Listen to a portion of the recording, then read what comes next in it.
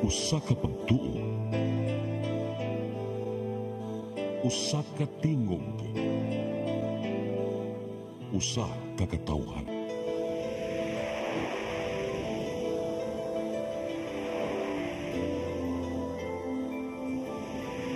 Cebu Catholic Television Network.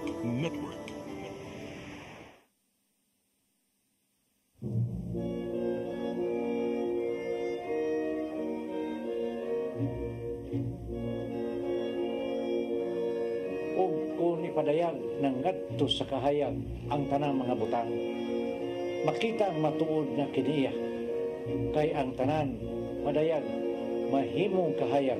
Usa pagmatngon kamo sa inyong pagpamati, kay kadtong aduna hatagan pagdugang, apan ang walay iya kuhaan pagani sa iyang giisip na iyaha. Busa giingon, pagmatana, pinatulgon, bangon gikan sa mga patay, ug hatangan ka ni Kristo o kahayag.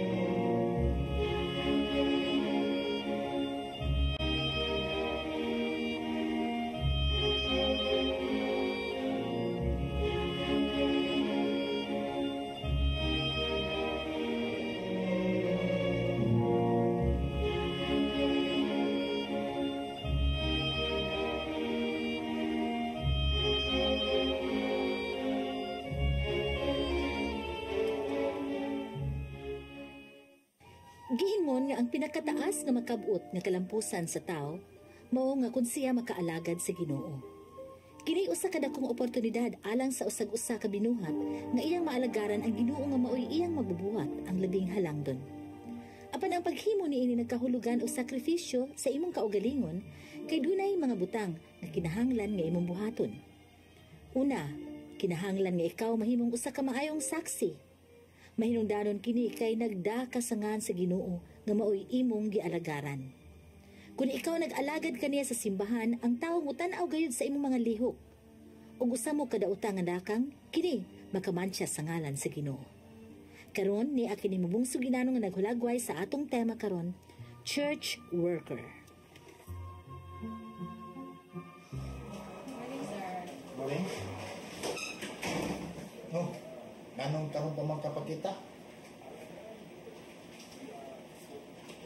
Unsa man imong loan? Pila naman ni kabuwan?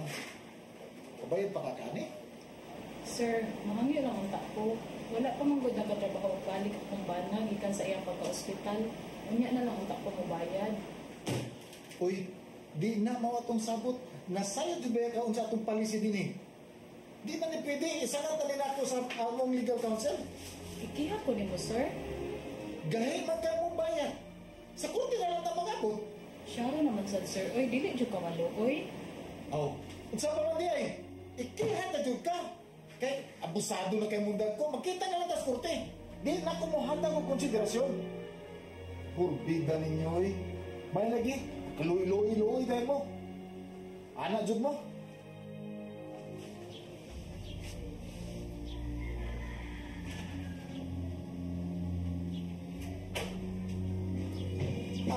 Brad, excuse.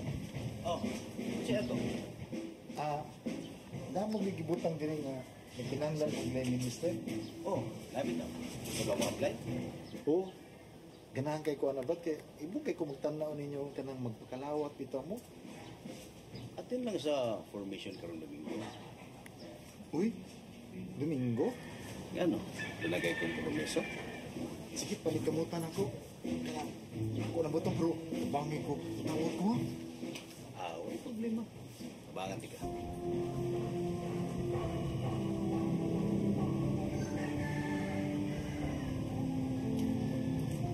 Oh, pwede. Asa man di ka bay? Di ka matos derby? Sus, kondisyon na ba yaning manok na ko? Sigurado kita daw gani? 2,000 ako. Una lang dito, apas lang ko. Asa man di ka bay? Ay, pagkalawat sa ako bay. Una lang dito, basta 2,000 ako ha. Ah, sus, kamaya na ba eh? Pun eh! Para dako dagdaog ba? Hala. 3,000. Okay? Okay.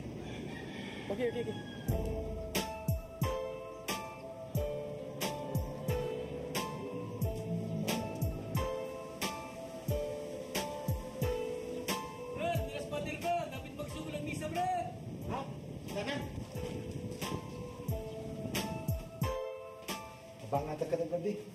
Nagkakapot ko lang. Gigda-gigigan, Brad. Napakuliya sa kaso kadi ko. Sige, nanas pa sa sod. Lakaw na lang dito. Ano ba? Kadi sa...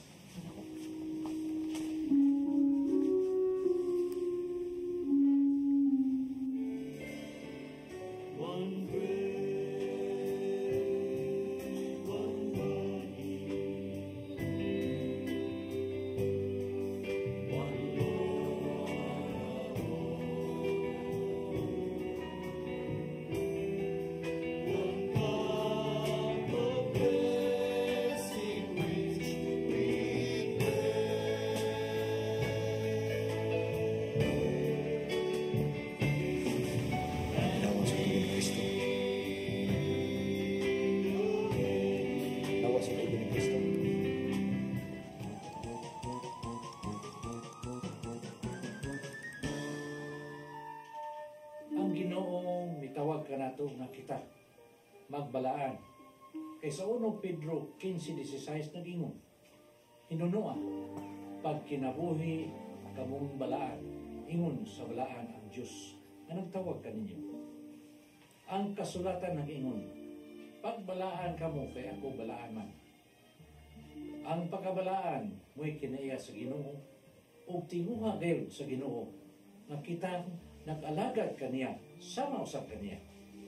Kani sa Efeso 5:27 nagingon man, paningkamuti ninyo ang pakigdait sa tarang tao ug sa pagkinabuhi kabalaan kay gawas nini walay makakita sa Ginoo. Ang pag-alagad sa Ginoo sa simbahan maisip nga highest calling sa tao. Kay sa Juan 15:16 nagingon, dili kamo mo'y magpili ka nako. Ako ang nagpili kaninyo. Ug gipili ko kamo aron manglakaw ug mamungag daghan. Mga bunga nga mulungtad busa ihatag kaninyo sa amahan bisag unsay inyong pangayon kaniya sa akong ngalan. Dili ba nindot kayo ang maunsahan? Sa atong pag-alagad sa Ginoo, kung kita di ay maningkamot nga mabalaan, ihatag sa amahan ang unsay atong pangayon. O sa atong bahin, buhaton sab nato ang iyang ipangayo.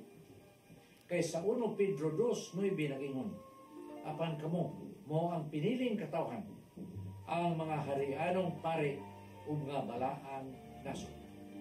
Ipili kamo sa Dios aron maiya ug aron magmantala sa mga kahibulungang buhat sa Dios. May suon. Nasulti ko ng tanan nga ngay kong isulti. Na may numero din na sumos. Alas, sugdi na ninyong pagpadalag inyong mga pangutana aron sa among matubag dayon. Inyong Tatay Dudong ngayon. Shalom.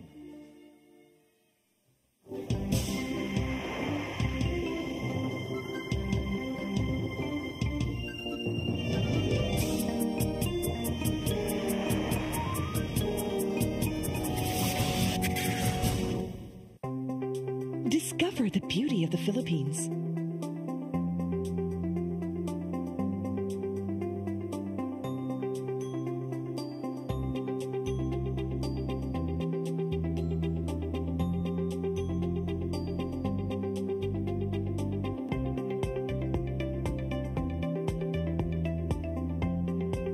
With Philippine Airlines, the country's flag carrier.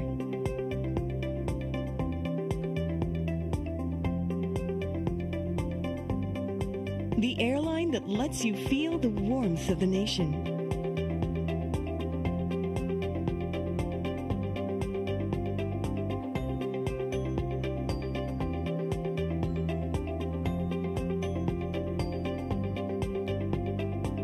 Mabuhay.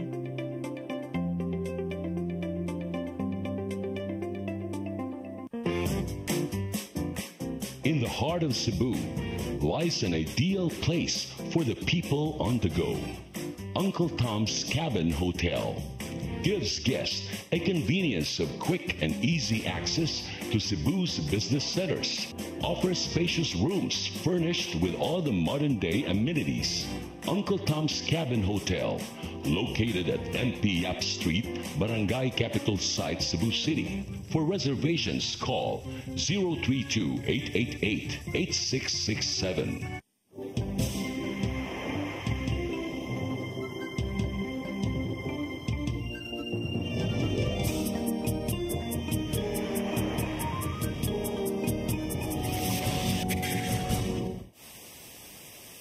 Good afternoon, brothers and sisters.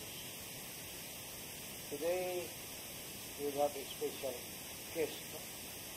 This is a special program. But surely, ito nga tayo indot kayo na topic that we will be discussing.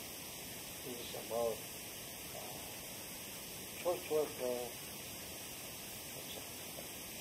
and the government workers. How will we differentiate the two? So, we'll let this program run without any script. Just let the Holy Spirit lead you. So, Shelley? May hapon sa atong masuki dinhi sa atong tulumanon paghigmata hinaot na magtagyog ka itaron kay nindot kani atong pagahisgutan karong hapuna kay duna sa special guest nga katong atong makita sa atong dula sugilanon ato gitong mahisgutanon so tutok lang unya kuhaan na ang imong usa ka tasa nga kape and then enjoy this discussion with us. So dili nako langayon akong i-introduce ang atong special guest. Why lain kung dili ang atong former Secretary of Defense, Secretary Norberto Gonzales. Hi, good afternoon. Magandang araw sa inyong lahat. Nindot ka itong topic tayo. Secretary, I'll just speak in English because I'm not really fluent in Tagalog. Okay. So, in that episode, we saw that the church worker had a company and was not really that merciful to employees. So it was not consistent. What he said or what he did in the company was not consistent with what he wanted to do in church. So even as he served in church, naninigarilyo pa. Or gambling. Before he went to church, na ano pa, nagpusta pa. Ano yung pusta in Tagalog? Nagbet pa. Na 3,000, something like that.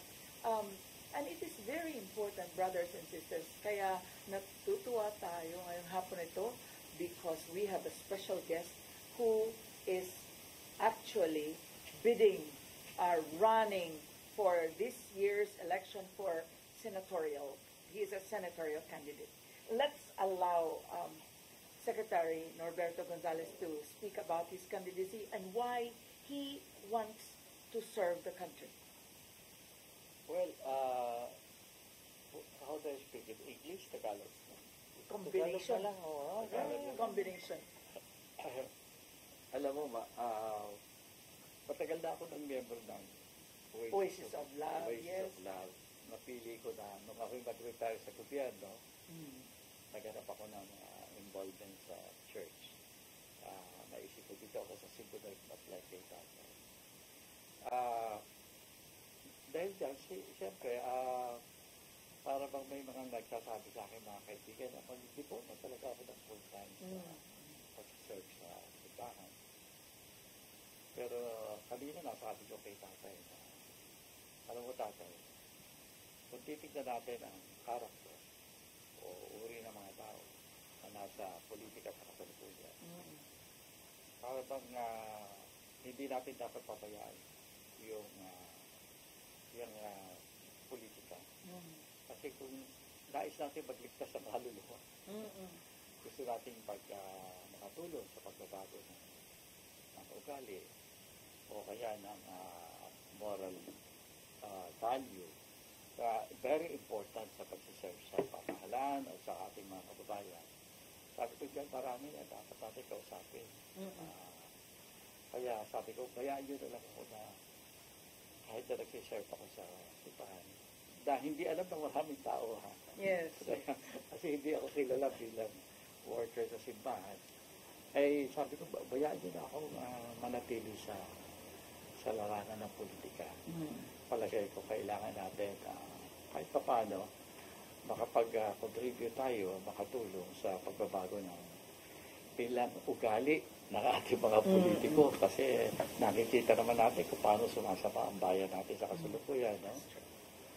Kaya yun, sabi ko na pagbigyan nyo na ako, stay rin ako dito sa politika. I think we are just so happy that kailangan natin ng mga leader sa ating gobyerno na may takot sa Diyos. Diba, Secretary? Kasi pag walang takot sa Diyos, hindi rin natatakot na magkakasala. I mean, to exploit on the poverty of people and to exploit the power that any candidate or anyone who is in position would do. Kasi ano yan yung position na yan is ano yan sa Tagalog tayo is sa Binisaya tayo gahom sa Tagalog. Power. That's power. What is power in Tagalog tayo? Ano yung power sa yung gahom? What is gahom? Poder yan. Yung poder. Okay. And so, we're just so happy, Secretary, that we have those aspiring for a position na may takot, may tiwala sa Diyos. Di ba? And yung sa ating, in our Dula Sugilanon, doon sa ating episode ngayon, nakikita natin na inconsistent, yun ang hindi natin gusto. Yung bang, ito ang sinasabi, pero iba naman ang ginagawa. Will you explain that? How often do we see that in public officials today? Well, alam mo, very very important na puntos yan. Ano? Dahil, especially meron tayong batas yung separation of church and state. Yes. Ang nangyari yan kasi, nung araw, actually gusto proteksyonan ang simbahan kasi pinakikialaman ng mga hari, ng mga prinsipe, ng mga nasa mga poder sila. Kaya nagkaroon ng parang separation of church and state.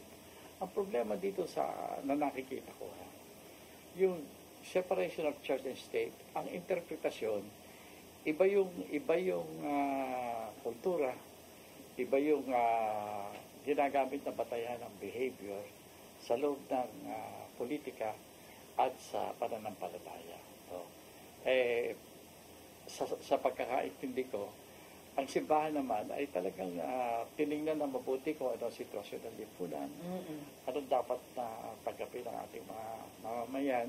Kaya meron tayong tinatawag na social encyclicals, yung teaching ng simbahan kung paano natin tinatanaw ang mga lipunan at ang buhay ng bahan dyan, mga sambayanan. May batayan yan. Ay marami sa mga politiko natin na sabi iba yan sa religion yan dito sa politika, iba. Pero if you will really reflect on the social teachings ng ating simbahan, ay naku, magkaganda ng gusto ang buhay sa lipunan, ang buhay ng ating mga kababayan. Pero siya, hindi kinoconsider yan Sabi niya, separation of church and state. Ating isali yan. So, iyan ang isa sa mga magandang dapat gawin. Paliwanag ng gusto. Ano ba sinasabi ng ating simbahan tungkol sa lipunan? Pagtanaw sa tao, pagtanaw sa nagagawang morals, behavior, lalo na sa paggawa ng batas. Kailangan kinoconsider yan. Ay sa ngayon nakahiwalay. So, tingin ko baka sakali. And we're so happy that you are part of this. Tanong ko lang, Secretary, kasi ewan ko, may batas naman tayo siguro no vote buying, pero bakit nangyayari talaga ang vote buying? Parang nagiging kultura na ng Pilipinas na pag may eleksyon, binibili talaga yung boto. Ay kasi alam mo, ang nangyari kasi sa politika natin, hindi na ito contest ng mga tao na gusto maglingkod sa bayan. Yeah. Kaya kung sa tamang pamumulitika na nakikita natin sa mga more mature democracies, yung mga talagang democratic na talaga sila. Ang pinagtatalunan dyan, yung ano ang nasa isip mo na makakaganda sa tinatawag natin common good, for example, yung nakakabuti sa lahat. Yung mga batas na gagawin mo, yung mga panungalan na i-introduce mo. Dito sa atin, ang contest, hindi yung ganda ng mga programa na gagawin mo para sa mga kababayan natin o sa bayan. Yes. Dito, parang naging libangan to ng mga mayayaman sa atin. Yung mga, ang unang naghanap buhay na todo, yumaman. Kung yumaman na, sabi niya, puter naman sa politika, kakabuli. Yes. Kaya it becomes a contest of ambition ng mga individuals na gustong sumikat. Yeah. Iba, naranasan ko sa punta ako sa gobyerno, talaga napakaraming privilege ng mga nasa pwesto. The higher you get, the more privilege you have. At saka talagang ma-attract kasi ako nga yan, naging problema ko yung bag ko, hindi ko mahawakan Lagi binagahawak ng bag ko. Hindi ako makapasok ng kotse, na ako magbubukas. Hindi tayo bukas yan. Pag sa traffic, traffic nung panahon ko, limahagad ko Kaya, pwede ka mag-violate ang napakaraming bagay. So, very, enticing na nakaka-attract sa iyo. Kaya, ang nangyayari ngayon, ang contest, mga individual, lalo na dito sa atin. Ang mga politicians, nagko-contest sila para sa sarili, hindi para sa sambayanan. Kaya, kahit anong mangyari, ang sa eleksyon, ang pinag-uusapan, dapat manalo at all cost. Hindi na baling pamilya ng boto, hindi baling mandaya, hindi baling mambola ka ng kapwa mo. These are all being done so that you want to make sure. Ang contest na yan, na nangyayari sa politika natin, contest na kung sino ang mananalo. Kaya nga may mga nadirig pa ako doon sa araw na, bakit pambita yan? Natalo ka dahil sa daya. Sabi niya, wala ko magagawa mas magaling daya yung kalaban ko. Labanan ng daya, labanan ng panluloko sa kapwa, lalabanan ng nakawan. Yes. Yan ang nangyari sa atin. And I don't know, with social media nowadays, how is it even worsening the situation? Well, it's good and bad, no?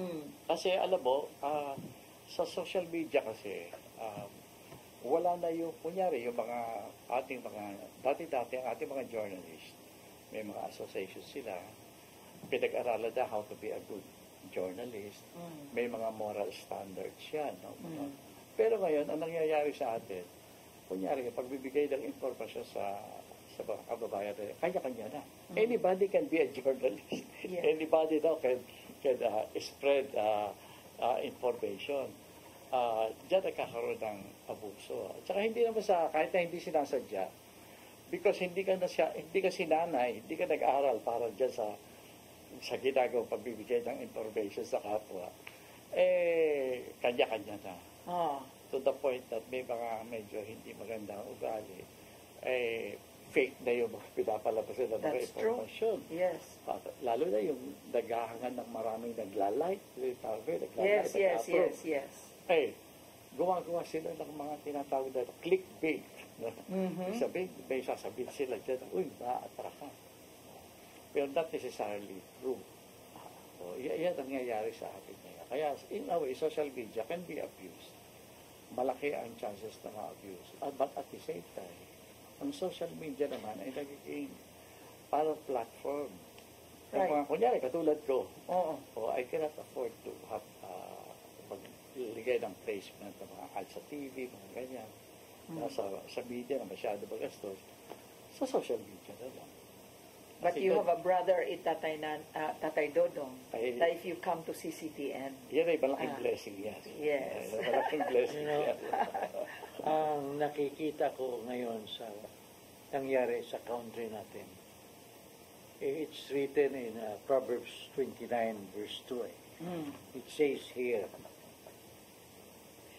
show me a righteous ruler, and I'll show you a happy people. Show me a wicked ruler and I will show you a miserable people. Yan ang nangyari sa atin ngayon. Yeah. Sa Bisaya pa, para maklaro ninyo, no? Kung matarong ang nangulo, magmalipayon ang mga tao. Tinuod yun na tay. Apan kung dautan ang namunuan, mag-antos ang katawan. The people will be suffering. Karon Very tay. clear in Proverbs 29 verse 2. Karon Yan tay. ang nangyari talaga. Tinuod yun na.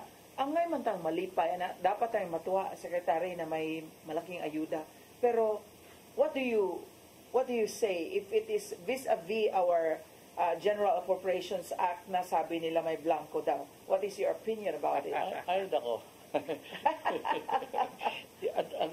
Alam mo, napakasakit. Ewan ko kung paano tinatanggap yan ng ating mga politiko.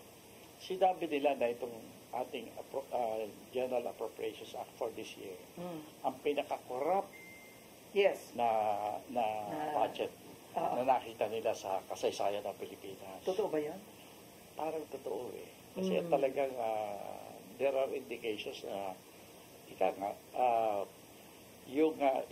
may mga blanco pa nga daw dun sa ginawa nila eh. Kasi tinitingnan mabuti kung kasi ang usapan dyan, gaano ba ang tatanggapin ng bawat politiko na kasama sa kanilang tropa para lang sumunod sa kanilang kagustuhan. Kasi dahil ito ay bakbakan sa politika, hindi lang eleksyon ang tinitingnan nila. For example, hindi naman kandidato, for example, yung ating Vice President. Pero gusto na nilang tanggalin. Hindi na sila makaintay ng eleksyon sa 2028. Ngayon na. Kaya Is that fear na baka magiging opponent siya in 2028? Kaya they're preparing for that already? Kasi bago nagsimula itong lahat ng kaguluhan, talaga namang napaka-popular ni Vice President. In fact, mas mataas yung boto niya kaysa sa boto ng Presidente. In fact, may duda pa nga eh. Dahil, bakit ng daya pa ipanalo naman? Yun ang sinasabi sa Pangulo natin. Yes. Mananalo naman eh. Bakit? Para pang may nababalita na nagdagdag ng 10 milyong boto. Oh, wow. Yan yung kumakalat na usap-usap. Kasi daw, ayaw makita ng mga kaibigan at mga kasama ng Pangulo na napakataas ng agwat. Napakalayo. Ng agwat ng Vice at saka Presidente. Nakakatakot talaga yun. Kasi Vice yan pwede siyang mag-ambisyon, mapagkali na kaagad siya, di ba? Kaya pinagpantay pa. Pinagpantay pa, itinaas. Kasi ganun. Ganyan ang nangyari. Kaya si Vice President talagang ayaw nilang makalaban sa 2028. Ang nangyayari dyan, yung mga, kunyari, yung nasa Malacanang ngayon, tinitingnan na nila kung ano ang gagawin ni Vice President Sara. Ang hindi siguro nakalkula ng mga nasa Malacanang, hindi lang sila ang natatakot kay Vice President Sara. May mga iba pang gustong maging presidente sa 2028. Kaya nung nakita nila medyo ang nasa posisyon ngayon ay binabagsak si Presidente, si Vice President. Nagawa na sila ng kanilang plano para tumulong. Kaya nangyayari tingnan mo, eleksyon natin ngayon eleksyon natin ay senador. Dapat ang mga nagtatalo-talo ngayon, mga senatorial candidates. Pero anong nakikita natin pinag-uusapan sa lipunan natin ngayon? Ang pinag-uusapan natin, yung impeachment ng Vice President. Exactly. Di ba? Bakit nandiyan tayo? Hindi pa naman labanan ng President at saka Vice. Exactly. And yet the issue is about the President and maybe the Vice President. Dahil dyan ang political attention ang ating sambayanan. Sabi ka, kung ganyan na lang, hindi isa. Tumawag na lang kayo ng, huwag na nating i-electo mga senador, magbaka na talaga yung Presidente at President para matapos na yung gulo, di ba? Exactly. Dahil dyan tayo, bigla tayong napunta dyan. No? Hindi gusto nila, habang nasa pwesto pa sila, magawa na nila ng paraan para si Vice President Sara hindi maging formidable opponent in 2028. Nakakomplicate yan na hindi lang ang grupo ng Presidente ang tumitigil dyan. Maraming ibang mga nandyan, mga politiko, mga probably senators, even congressmen, o political families na, huy, maganda to. Ibinabagsak ang busy. Quietly, tulungan natin ibagsak yan. Kaya ganyan na nangyayari. Lumuluta ang kaguluhan. Tama yung sinasabi ni tatay. Tama, pero ang layo-layo sa nangyayari sa lipunan natin. That's true. Totoo na kapag maganda, malinis, maayos, at may magandang puso ang namumuno, gaganda ang bayan at patutuwa sa bayan. Yes. Pero kung talagang pinaplano ay kalokohan at pansarili lamang, ay talagang hindi lang malulukot ang kababayan natin.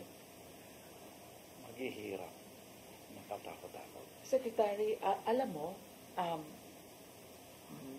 I'm really voting for this man kasi very consistent eh. Kung sabihin natin, church worker, talagang integral ba? Sabihin natin, buong-buo, hindi yung inconsistent doon sa sinasabi at saka yung ginagawa. Pero, Secretary, tanong ko lang, may trust ka pa rin ba sa election process? Ngayong alam natin may Smartmatic, na matic na yung panalo. Ganon?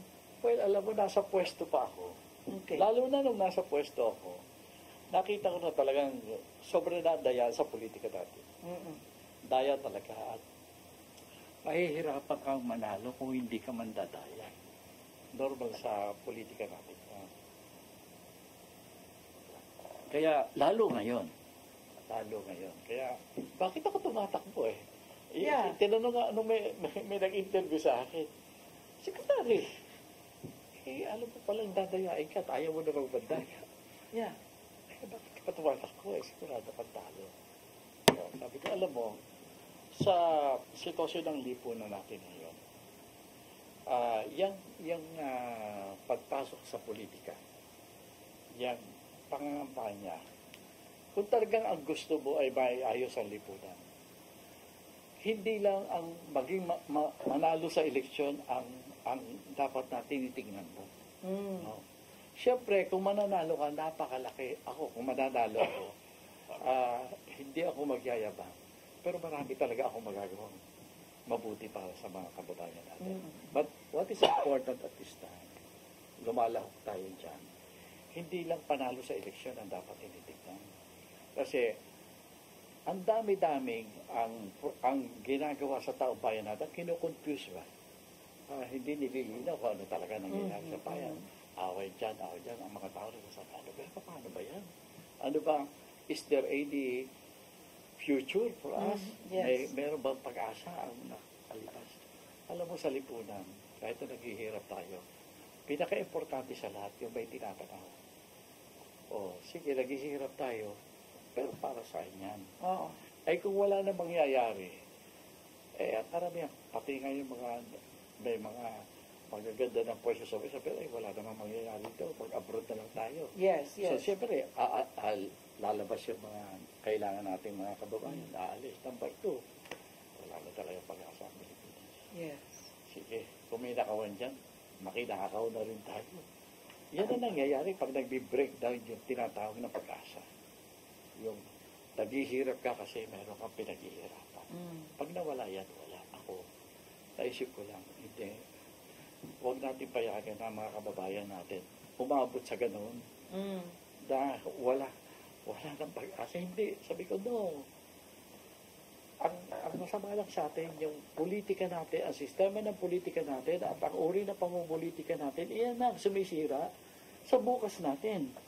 Pero kayang tanggalin yan. Kaya alam mo kung bakit yan? Because wala sa kanila yung Panginoon. Tama yan. Tama. Wala matay. Pag God is not with us, there is no harmony. Kanya-kanya yan. So walang unity. There is no fear of God. Kaya ang sabi sa Proverbs 29 verse 4, nung sabi dyan, when the king is concerned with justice, the nation will be strong. But when he is only concerned with money, he will ruin his country. Yes. Magkaigsunan sa Binisaya pa, kung ang hari nagmahal sa hustisya, malig-on ang nasod. apan kung pakisapi siya, malaot ang iyang nasod.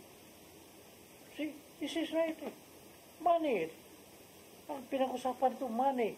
Not for the government. Yung sarili selfishness eh. And then Very most of clear in the Bible, yes, and most of the time, Tay, we don't talk anymore of platforms. We don't talk anymore of plans. I know of some people who go to the provinces who would go home to just collect because they know that they are going to be paid to vote. No? Yan ang mahirap. But I admire you, Secretary, kasi ang hope mo ay talagang active. Your hope is active. And it's true, pag wala na tayong pag-asa, feeling natin, wala na. Wala nang papupuntahan ito or something like that. And that is something I appreciate in you. Dinileksyon na ako ni tatay kaysa tungkol kay Job, yung isang yung tinukso di sa tanas para pahirapan, para mag-texting ng Diyos. Tinitingnan ko yun, alam mo, kapag ang bayan natin talaga naghihirap, nagkakaroon talaga ng question. Madasalin naman kami mga Pinoy. We're among the most prayerful people in this world. Yes. Bakit tayo pinaganito? Oh. Buti nga lang, na-lecture ako ni tatay kanina. Kasi ako, tinatamaan na rin ako yung tatay. Bakit ba? Alam mo, we're the most prayerful. Tingnan mo naman ang papa natin. Ang mga pinipili ngayon, mga Pilipino, ginagawang obispo, ina-appoint sa mga importante posisyon ng simbahan. Yes. Kasi nakikita niya na tayo ay modelo ng relisyon, ng pagiging katoliko. Pero, ang hindi palagay ko dapat, pero hindi naman sasabi hindi pinagtutunan ng pasin ng simbahan natin. Kasi may mga naririnig ako na pinaplano na ng Papa, sana gumaling siya. Na itong nga nangyayari sa Pilipino na para bang nawawalan tayo ng pag-asa, para bang ang Diyos ay hindi tayo pinapakinggan. Sabi, may hangganan yan. So ako sa level lang, kasi ang tingin ko kasi sa naranasan ko, politics determines what kind of life we will have. Anong klaseng buhay ang mangyayari sa ating sambayanan? Ang nagdedesisyon dyan mga politiko. Sila ang gumagawa ng sitwasyon. Kung tayo magiging isang kaawa-awang bansa o isang maayos na bansa. Yan. Eh, dahil dyan nakabulukan yung sinasabi na napabasa natin ngayon sa kasulatan, na talagang ang iniintindi ng mga politiko natin kasi bumabaha ang pera ngayon Napakadaling manghingi ng pera, hindi para sa ikabubuti ng bayan, kundi para ikaw ay manatili sa kapangyarihan. At matulungan mo tuloy yung nasa pinakamataas na kapangyarihan, matutulungan mo siya na manatili dyan. Yun ang hinahabol dyan.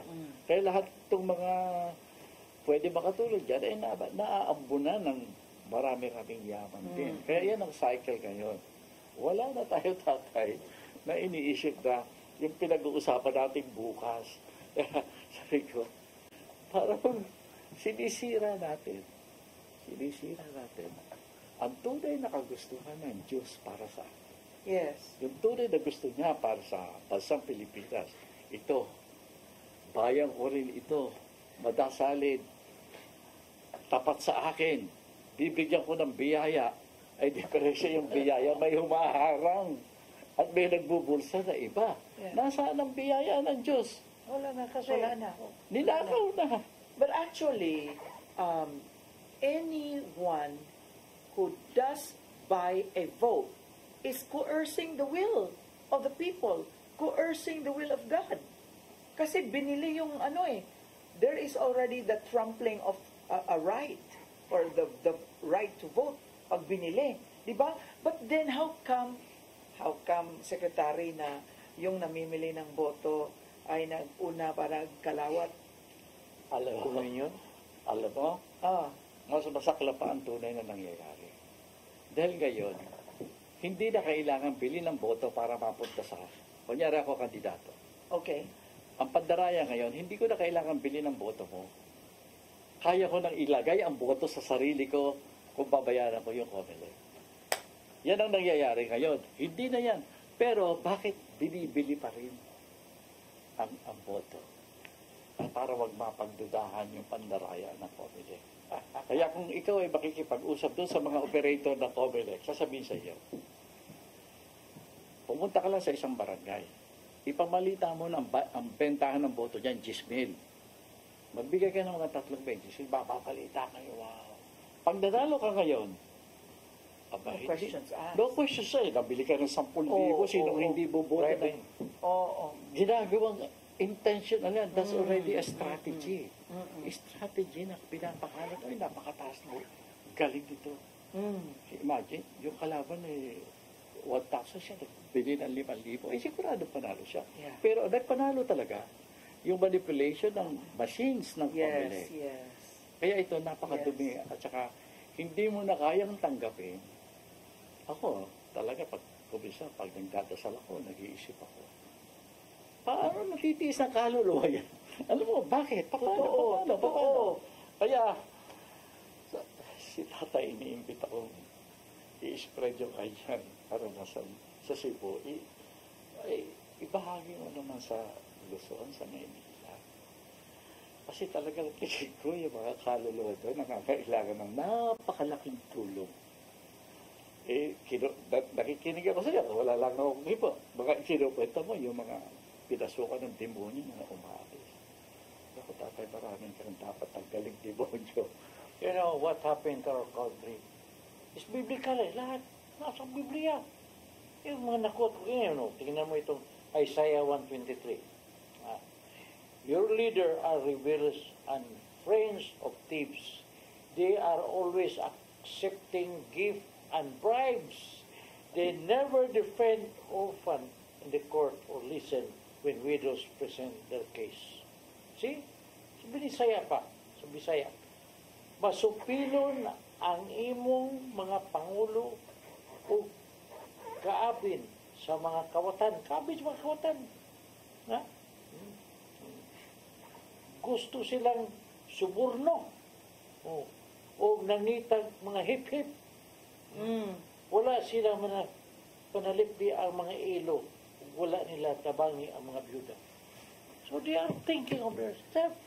They are also thieves. This is what happened to the government now. So what will happen to this government if we will not go back to the Lord? Wala na pag-asa. Kaya we need a person like Secretary Gonzales. It's who true. will change the system of the government. And then here in the community, we need to really work and spread the word that there is a righteous person. Nandito naman, buong-buo yung pag-asa niya na pwede siyang makatulong para magbago ang bansa. Yes. Ako naman, hilingin sa mga kapatid natin, sa mga kasamahan natin. Ito, matibay ang paniniwala sa Diyos. Alam mo, kailangan kausapin natin ang mga kababayan natin. Kasi maraming, sinasabi nga yung false news, fake news, mga ganyan. Ang problema natin kapag ang pag-asa ng ating mga kababayan ay talagang bumababa. Yes. At may papasok na, dito na lang gagawin natin. May mga puwersa at impluwensya sa lipunan natin na ang gusto naman gawin, tatay, na ito na sige, kailangan ang gawin natin madugong revolusyon. Kuluhin ang bayan. May mga ganyan Kasi kaya kailangan paliwanagan natin. Okay, makita natin lahat ang mga problema.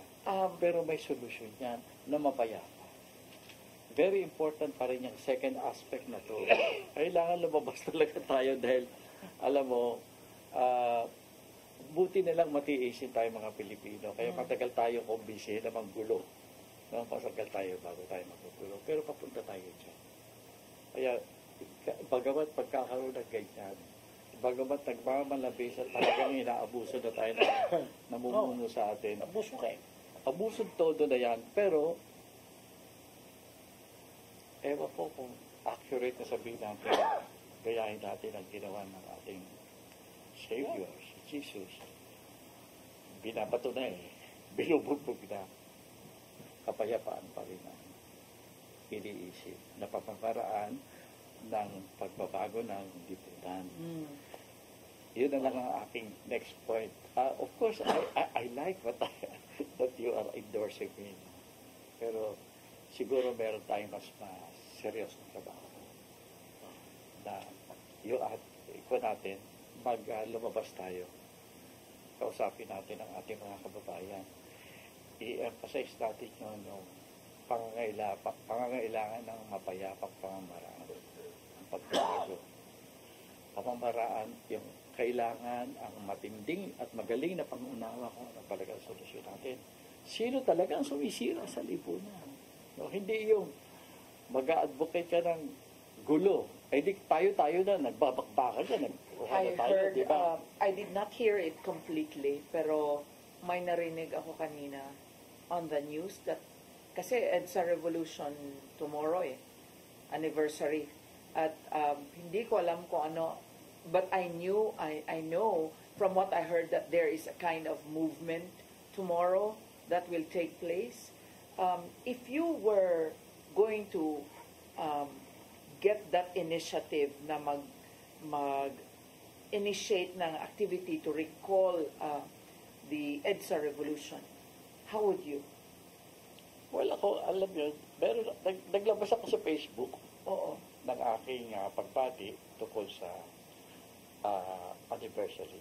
Ang inilabas ko dyan, yung nakita ko kasi sa si President Cory, binigyan ako ng libro tungkol sa mga ideals ni Ninoy Aquino.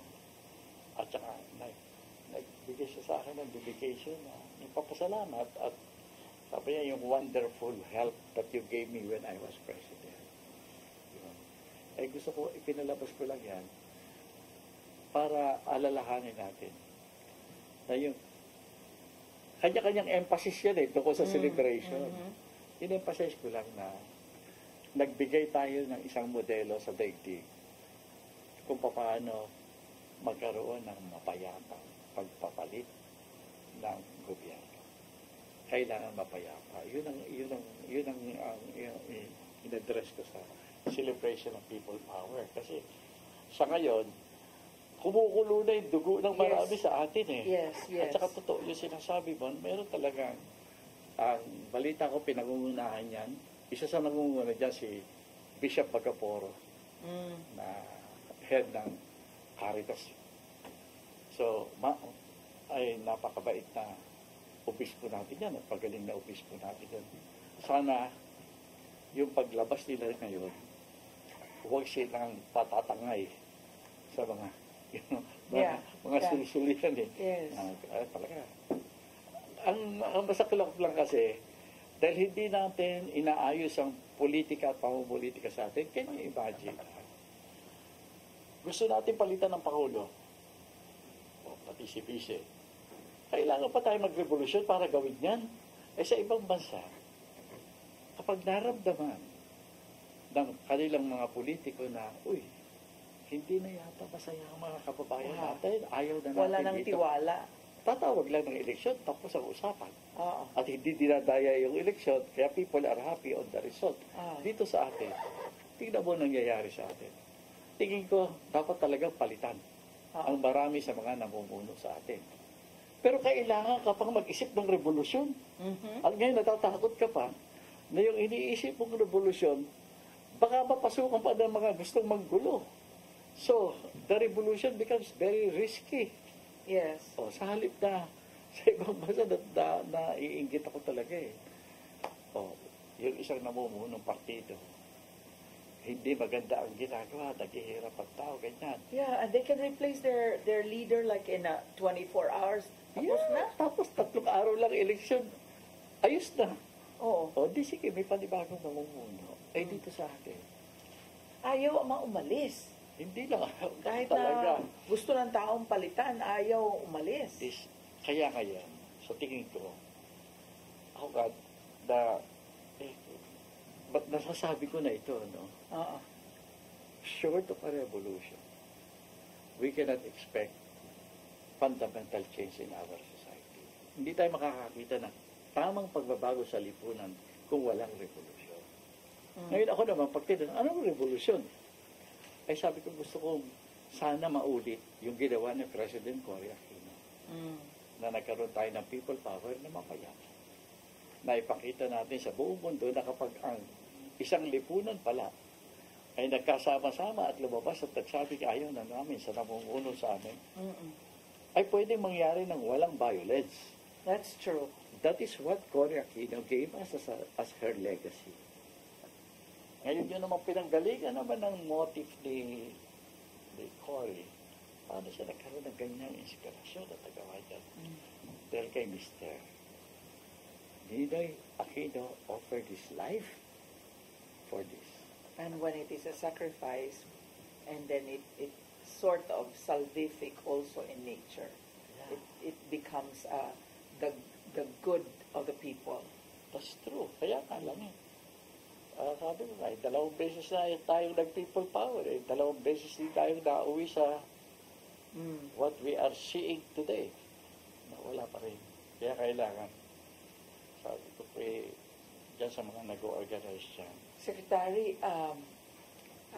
this is going to be like an uphill battle for you because you don't belong to any of the groups. You're running as independent, correct?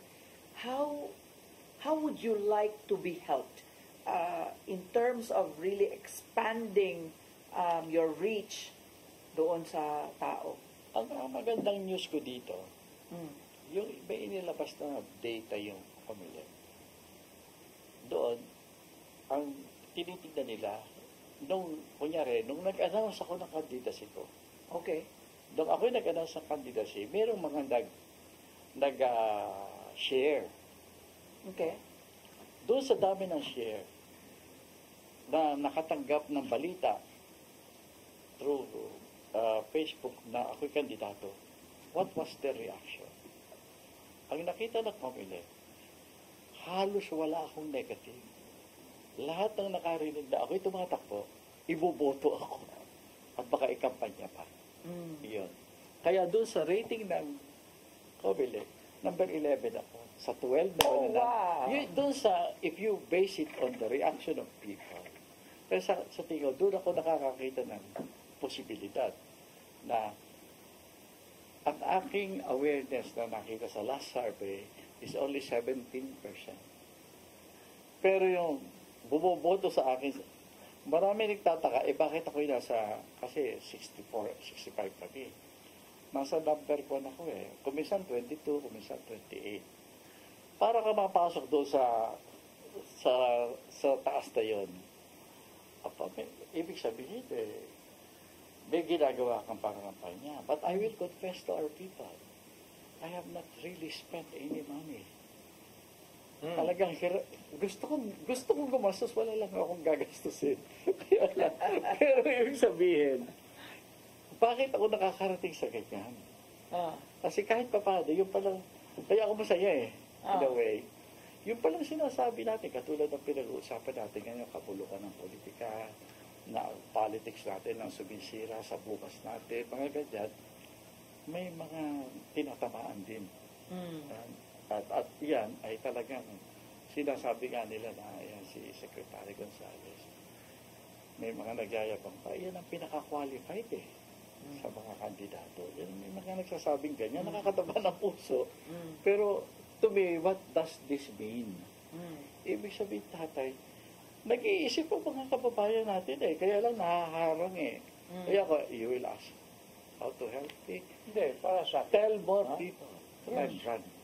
Ano naman kung yung isang pangalan lang isali mo dyan sa kandidato mo? Ang isa lang. Norberto Gonzales. Isali mo lang sa dyan. Ang dami namin sa 12. Kaya pwede may pasok ko niyang isa dyan Yeah. At tanggalin na yung hindi qualified. Yeah. Malaman lang. Kasi ako, pagka ang pinag-uusapan qualified ba? Ano ba ang mga sinasabi niya sa programa? Tinatanggap ng ating mga kababayan. Kailangan malaman lang nila, tatay, na tumatakbo ako.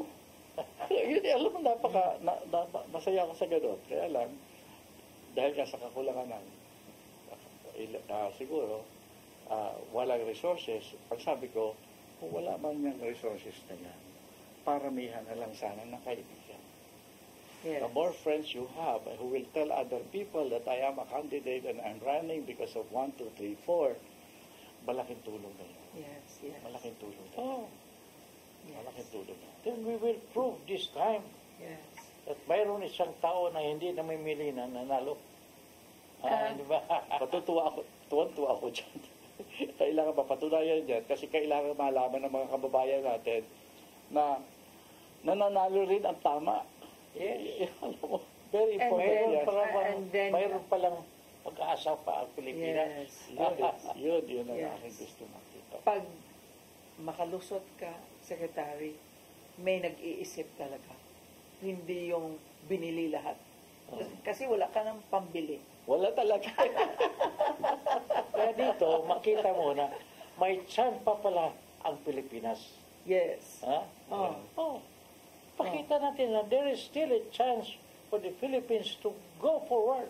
Yes. Ha? Kasi ang pinili natin yung may brain eh. Hindi yung may pera. Dahil, I've been in politics at alam ko yung sinabi ni Secretary na pwede nang bilhin yung Smartmatic na yan. All the politicians know. You know. If you're a politician watching right now, you know, pwedeng bilhin. Kaya, pwede na may margin yan. Yung sinabi mo tayo na 10 million na, Secretary, na 10 million, tumaas ng ang President ng 10 million. Pwede yun. Dagdagan lang ng isang zero. Dagdagan lang ng isang zero. But, totoo yung sinabi ni Secretary, may pag-asa tayo, pwede pang magbago. At kahit sa pipiliin natin kandidato, talagang we have to express and demonstrate yung ating pag-asa, pwede pang magbago yung Pilipinas by not voting yung walang kwentang kandidato, mga, hay, nako, hindi ko na lang sasabihin. Pero ikaw, member ka ng Oasis of Love Community, pinagdasalan natin lahat kung sino dapat natin pipiliin. And so, Tatay and I are here because we know that Secretary Gonzales is consistent with what he says and what he does. Kasi, importante yung integrity. Yes. Di ba tayo? At saka, you remember, you know what are our teaching. What are the community is doing now. No? Ang ating matuwid na daan eh. Here we are, our member, who is a straight fellow. No? So, let's prove to them that we still have a chance to change the government. We need just one person. Kasi yung, diba, yung isang palito ng puspuro, yeah, pwede yung makasunog ng buong tawag itong forest. Yes. So, isa lang na may utak pwede nang change natin ang government. Yes. Ilagay mo isa lang dyan. And you know what? Yan ang ilagay natin para it will contaminate the whole government to be a good government. And we are all hopeful. Pero yung pag-asa natin, hindi dapat passive. Kailangan active. Ibig sabihin yan, we really have to go out, tell our neighbors, ito ha, huwag mong kalimutan ha. Kasi pag tayo lang nag-iisa, wala ring mangyayari. So, we need to really go out and tell neighbors, relatives, yung ating mga other organizations, aside from the Oasis of Love community. Because we know the teaching is vote buying is a sin. Kaya yung member natin, wala, hindi bibili niya ng boto kasi he knows that it's a sin. We walk with the Lord and we allow the Lord to decide. Tay, i-explain ko na tayo ano nang nahimo ng sala ang vote buying tay kay para rabas mga tao tay dili sa taga-Oasis tay ha, pero para sa mga tao tay kurto na ni ano man ang Yes. benga naman tay. God gave us the free will. Do not sell that free will to the devil. That free will is the one that God can come to us. If you will not accept God, He will not come to us. That is the free will. That is why that free will is yours. Do not allow the devil to stole that free will of yours. Tay, atong hisgutan tay unsa nga commandment ang gisupak kaning boat buying. O, ikaw Unsa nga commandment asa man na gihimo nimong Ginoo ang kwarta, dili ang katarong, mao na nga dako gyud kay nang sayop. Unya First commandment na. Unya nahimo ng idol ang kwarta o kinahanglan yun ang ikumpisal. Kung gaplano ka din nga mapapalit sa imong boto, kalimti na lang. Do not think of this world always. We are just a journey here. Our permanent residence is the next life. When you face the Lord, what will you see? Unya to kanang di na to kalimtan taon maluoy taon tas tong nasod ang kanang pagdawat og pagpalit sa boto nang atong ibaligya ang atong boto wala gid nay naghatag gid na natong kuan di malas naghatag gid na natong kanang way katapusan nga kapobrehon wa gid tay that's what happened to the kawasan. That's what happened to the country. Mao gyud o gyud tay tinuod gyud na. Unya ka nang magpabilin ta nga uyamot yun kayo. Kay ngano tungod sa atong katungod nga atong gibaligya. Mao na nga Oasis of Love Community ay taon, ayaw in town. Baligya ng inyong boto. Nalipay kay tano kay kana bitaw ang paglaom ba yung ating pag-asa, no? That there is someone who is going to run who is a member of the Oasis of Love community. We are full of hope that when he is in the Senate, there's going to be change. Oy, kanindot, oy. Kanindot, oy. Murag ma-excited yun da kani where we are fired up, not in the worldly material way, but for the hope, for the best of our country. Di ba tay? Yun na nga. The most important thing is what you show outside of you is the same as inside. Ang pakita-tao lang na pinapalabas natin sa Matthew 23:25. How terrible for you, teacher of the law and Pharisees, you hypocrites! You clean the outside of your cup and plate while the inside is full of what you have gotten by violence and selfishness. Selling boats is a great sin.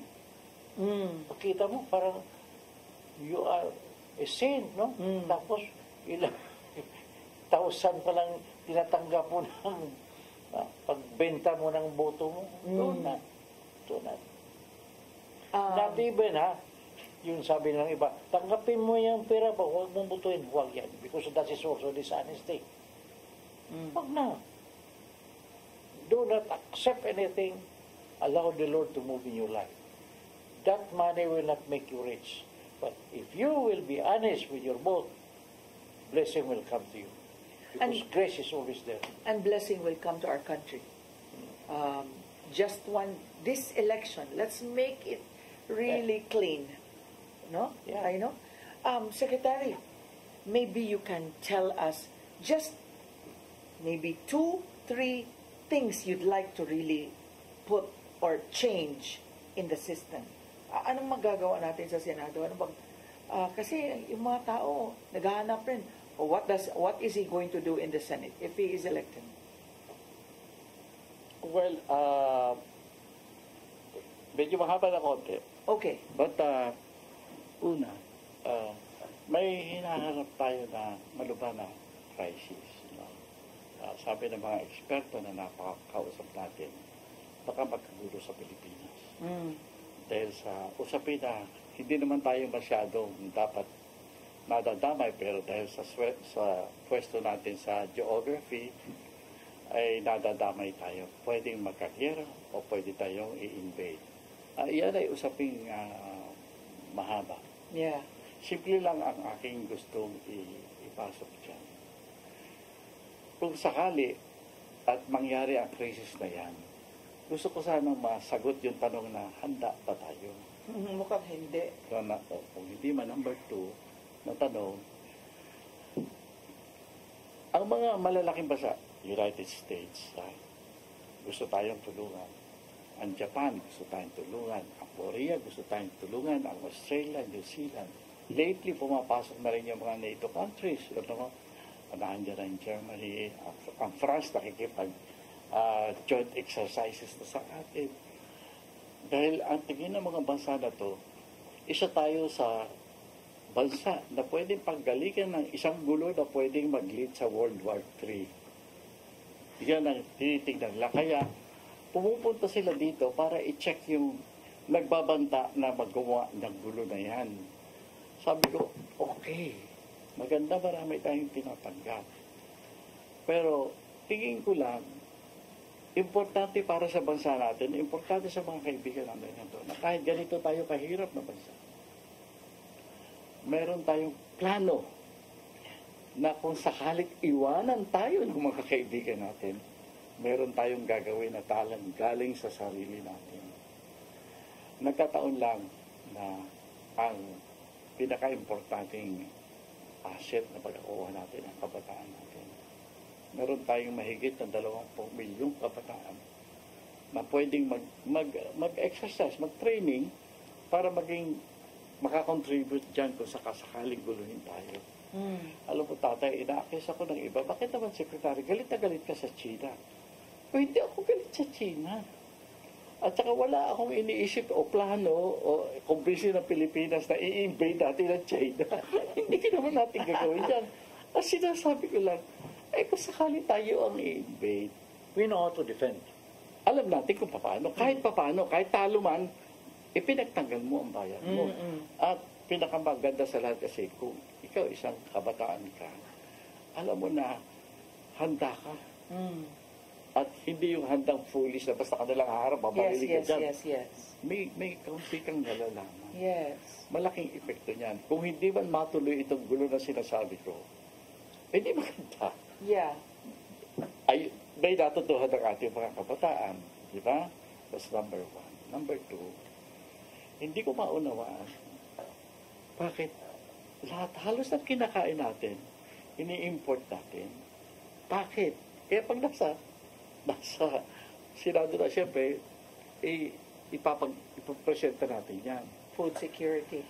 Tumanda nga kanununuan natin marunong magtanim ng palay. Bakit tayo ngayon? I-give up natin ang posibilidad na tayo ay makapagtanim ng sapat para hindi na tayo mag-import ng palay. This is national food security yan. Yeah. Kailangan, kaya yan, i-emphasize ko yan, yung self-sufficiency ng mga pagkain na hindi natin dapat na inaangkat. Bakit lahat ng gamit, lahat ng pagkain, hindi lang bigas. Pati ang laman ng dagat, pwede naman natin payamanin ng mga dagat natin ulitin. Exactly. Oh, we have diba? fish. Exactly. Pwede pa dagdagan. Pwede pa nga tayo mabigay sa kapitbahay o magbenta. But we are not doing this. So, pag-aaralan natin ang ating agriculture, fisheries, etc. Yeah. As a senator, I will tututukan ko yan para magkaroon tayo ng self-sufficiency. At ang tinitingnan ko na pangatlo, pangarap ko talaga to. Pangarap ko talaga malaki na maging first world country tayo. Maging batulog. Bakit hindi? Yeah. Bakit hindi? Mayaman tayo, actually. At saka ang problema natin, walang leader na nagsasabi na gusto natin maging first world. Paano tayo magiging first world when we are not even thinking about it? Di ba? We're not starting. vision. Hanggang dyan ka lang. Yeah. Tingnan mo ha. Very important ito sa policy natin. Kasi ang policy natin sa edukasyon para sa ating mga kabataan is about the kind of economic activity that we want the majority of our poor to have. Ang gusto natin yung ating mga mahihirap na kababayan mapunta sa tinatawag na service industry. Ibig sabihin, kahit na yung pag-aaral mo ay para lamang maging katanggap-tanggap at maging magaling ka na made sa abroad. Maging utosan ka, maging service o mga magaling kang mag-entertain, gano'n. Yan ang ating policy. This is policy. Oh, wow. This is policy. We have to change this. Kung gusto natin maging first world, babaguhin natin ang ating educational system.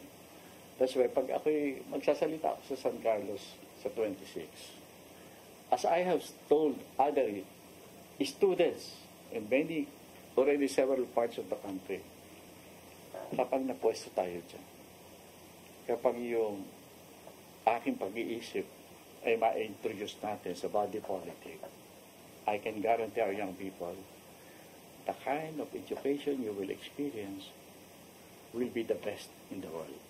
Yeah. Otherwise, useless. Yes. Hindi tayo magiging first world. Yun lang ang ilan sa mga ina-ambition mo na i-introduce natin. How amazing, di ba? We need this kind of thinkers. It's unfortunate. So, anyway, it's not yet totally unfortunate because we have May, where we are given the opportunity to choose and choose him.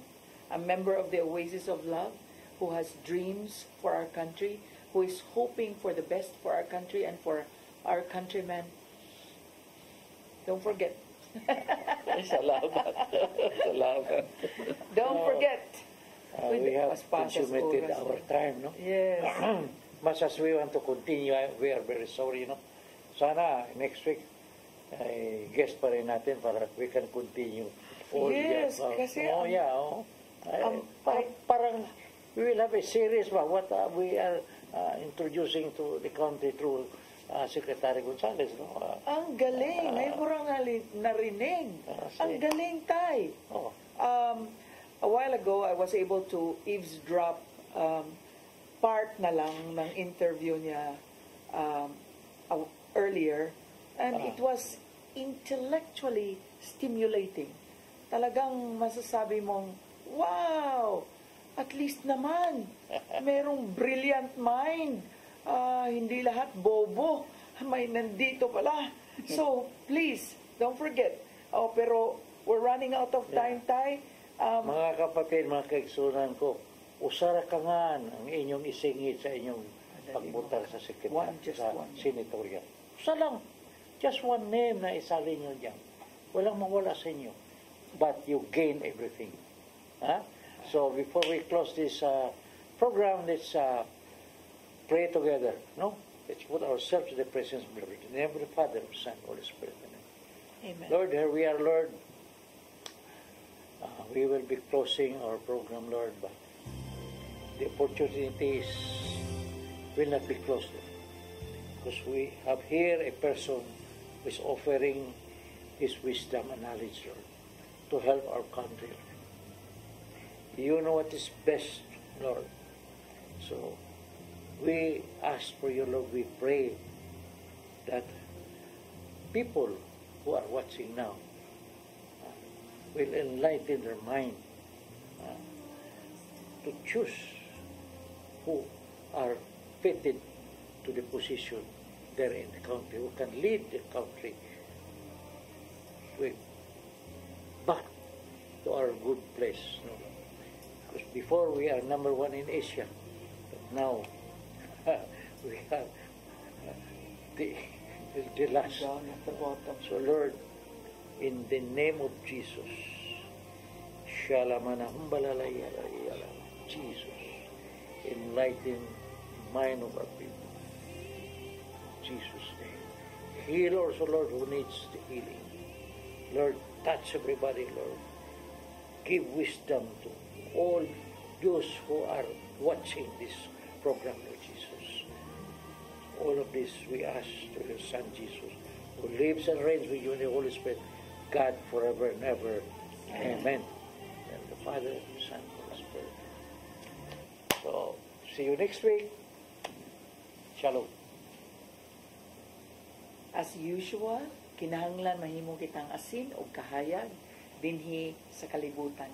So kung hain ka karon, hinaot nga mahimo kang salt and light of where you belong or the community where you are in. So shalom, see you next Monday. Daghang salamat sa inyong pagpadayon kanamo dinha sa inyong panimalay.